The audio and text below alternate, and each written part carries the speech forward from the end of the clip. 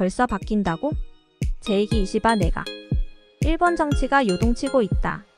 이시바 시게로 수상이 엊그제 선출된 것 같은데 제2내각을 꾸린다고? 무슨 일이 벌어진 거야? 일본은 내각 책임제로 일본은 중의원과 참의원의 양원제로 운영되며 국회 운영은 중의원에서 한다. 중의원은 정원이 465명이며 임기가 4년이다.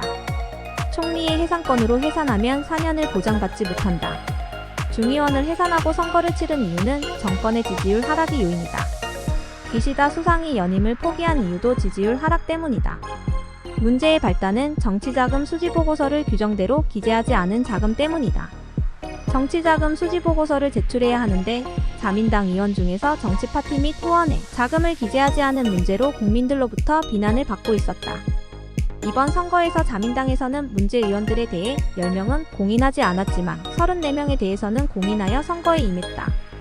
이시바 수상이 승부수를 던진 선거였지만 참패로 자충수가 된 것이다.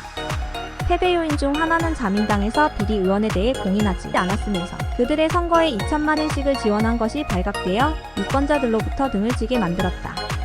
자민당 191석, 공명당 24석으로 215석에 그쳐 야당 등이 얻은 250석에 훨씬 미치지 못했다. 그런데 참패했다고 하는데 다시 이시바 시게루가 수상이라고?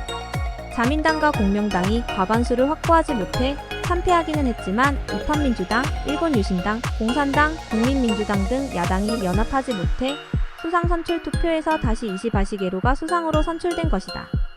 특히 야당에서 두 번째로 많은 의석을 차지한 유신당은 여당 성향이 강하고 자민당에서 공인을 받지 못하고 무소속으로 당선된 의원들도 다시 자민당 대표를 지지하기 때문이다.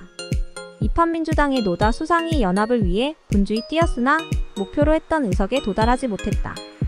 따라서 투표에서 이시바 시게루가 다시 수상으로 선출되어 정권을 유지할 수 있게 되었다. 우여곡절 끝에 다시 수상에 오른 이시바의 앞날은 평탄치만은 않다. 연립여당으로 과반 의석을 확보하지 못했기 때문에 전국 운영에 있어 어려움이 예상된다. 안건에 따라 야당을 설득해야 하는 과제를 안고 있다. 이번에 새로이 꾸민 내각은 1기 내각과 크게 차이는 없는 인물들이다.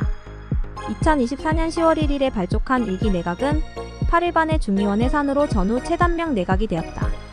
제1차 내각에서 낙선한 강요 등 3명만 교체되고 나머지 강요는 연임되었다. 법무상에는 스즈키 케이스케 전 외무부 대신 농수상에는 에토타쿠 전 농수상이 기용되었다.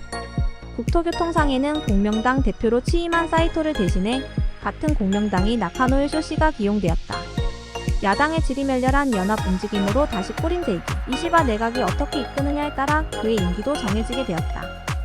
사실 자민당 내에서도 총재 결선 투표에서 패배한 다카이치 사나의 의원이 아소타로 아베파르 등이 없고 수상 자리를 노리고 있어 지지율이 회복되지 않으면 물러나라고 공작을 펼칠 기세다. 새로이 출범한 트럼프 대통령과의 관계 설정, 일본 경제 회복, 실추된 자민당의 신뢰 회복 등 이시바 시게루의 능력이 시험대에 올라 있다.